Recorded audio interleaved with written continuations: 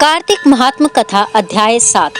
नारद जी ने कहा कि हे राजन, कार्तिक मास में व्रत करने वालों के नियमों को मैं संक्षेप में बतलाता हूँ, उसे आप सुनिए। व्रती को सब प्रकार के आमिष, मांस, उरत, राई, खटाई तथा नशीली वस्तुओं का त्याग कर देना चाहिए। व्रती को दूसरे का अन्न ग्रहण नहीं करना चाहिए, किसी से द्वेष नहीं करना चाहिए और तीर्थ के अतिरिक्त अन्य कोई यात्रा नहीं करनी चाहिए। देवता, वेद, ब्राह्मण, गाय, व्रती, नारी, राजा तथा गुरुजनों की निंदा भी नहीं करनी चाहिए। व्रती को दाल, तिल, पकवान व दान किया हुआ भोजन ग्रहण नहीं करना चाहिए। किसी की चुगली या निंदा भी नहीं करनी चाहिए। किसी भी जीव का मांस नहीं छूना चाहिए। पान, कत्था, चूना, नींबू, मसूर, बासी तथा जूठे अन्न का भी प्रयोग नहीं करना चाहिए। गाय, बकरी तथा भैंस के अतिरिक्त अन्य किसी पशु का दूध नहीं पीना चाहिए। कांसे के पात्र में रखा हुआ पंचगव्य, बहुत छोटे घड़े का पानी तथा केवल अपने लिए ही पका हुआ अन्न प्रयोग करना चाहिए। कार्तिक मास का व्रत करने वाले मनुष्य को सदैव ब्रह्मचर्य का पालन करना चाहिए। उसे धरती पर सोना चाहिए और दिन के चौथे पहर में केवल एक बार पत्तल में भोजन करना चाहिए। व्रती कार्तिक माह में केवल नरक चतुर्दशी, जिसे छोटी दिवाली भी कहते हैं, शरीर में तेल लगा सकता है।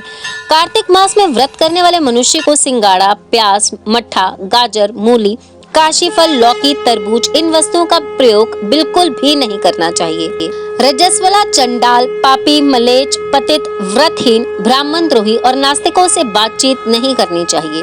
भगवान विष्णु को प्रसन्न करने के लिए अपनी शक्ति के अनुसार चंद्रायन आदि का व्रत करना चाहिए और उपर्युक्त नियमों का पालन करना चाहिए। व्रती को प्रतिपदा को कुम्हड़ा, द्वितीय को कटहल, तृतीय को तरुण स्त्री, चतुर्थी को मूली, पंचमी को बेल, षष्ठी को तरबूज, सप्तमी को आंवला, अष्टमी को नारियल, नवमी को मूली, दशमी को लौकी, एकादशी को परवल, द्वादशी को बेर, त्रयोदशी को मट्ठा, चतुर्दशी को गाजर तथा पूर्णिमा को शाक का प्रयोग नहीं करना चाहिए। रविवार को आंवले का प्रयोग नहीं करना चाहिए। कार्तिक माह में व्रत करने वाला मनुष्य यदि इन शाकों में से किसी शाक का सेवन करना चाहे तो पहले ब्राह्मण को देखकर ग्रहण करे। यही विधान माघ माह के व्रत के लिए भी है। देव उठानी एकादशी में पहले कही गई विधि के अनुसार नृत्य, जागरण, गायन, वादन आदि करना चाहिए। इसको विधि पूर्वक करने वाले मनुष्य को देखकर यमदूत ऐसे भाग जाते हैं जैसे सिंह की गर्जना से हाथी भाग जाते हैं।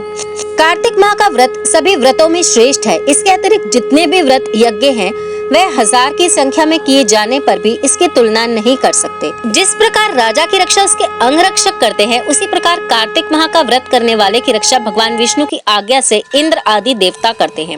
व्रती मनुष्य जहाँ कहीं भी रहता है, वहीं पर उसकी पूजा होती है, उसका यश फैलता है। उसके निवास स्थान पर भूत पिशाच आदि कोई भी नहीं रह पाते। विधि पूर्वक कार्तिक माह का व्रत करने वाले मनुष्यों के पुण्यों का वर्णन करने में ब्रह्मा जी भी असमर्थ हैं।